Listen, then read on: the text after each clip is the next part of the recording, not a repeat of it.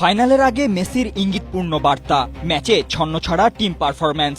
Lautaro মার্টিনেজকে খুঁজে না পাওয়া মেসি সহ খেলোয়াড়দের পরিবারের অনুপস্থিতি, ফাইনাল শেষে খেলোয়াড়দের একসাথে দেশে না ফেরা, এনজো ডিপলদের ইঙ্গিতপূর্ণ পোস্ট, স্কালোনির আবেগ ও জাতীয় দল ছাড়তে চাওয়া। বিশ্বকাপ ফাইনালে আর্জেন্টিনার অসহায় আত্মসমর্পণের পর এসব কিছু নিয়েই নানা আলোচনা ও প্রশ্ন ঘুরছে সোশ্যাল মিডিয়ায়। কিন্তু আর্জেন্টিনা শিবিরে আসলে কি এমন হয়েছিল ফাইনালের আগে?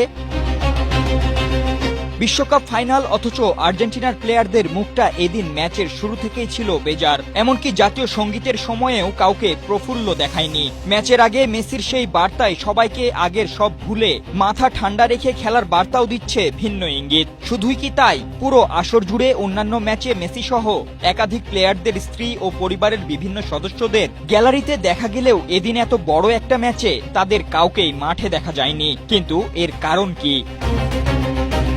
স্পেনের বিপক্ষে ফাইনালে আর্জেন্টিনা যেন নিজেদের খেলা ভুলে গিয়েছিল। একের পর এক ভুল পাস, বল হারানো, শট নিতে না পারা, সেট পিসে দুর্বলতা, সবই ছিল স্পষ্ট।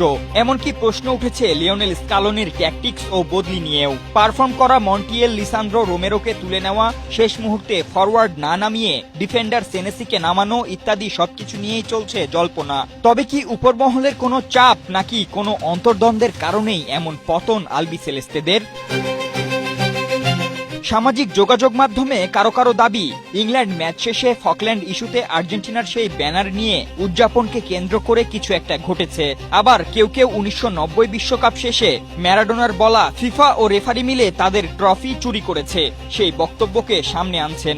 এমনকি অনেকে উয়েফা ও কনমেবলের অন্তর্দ্বন্দ্বের বিষয়টি নিয়েও লেখালেখি করছেন।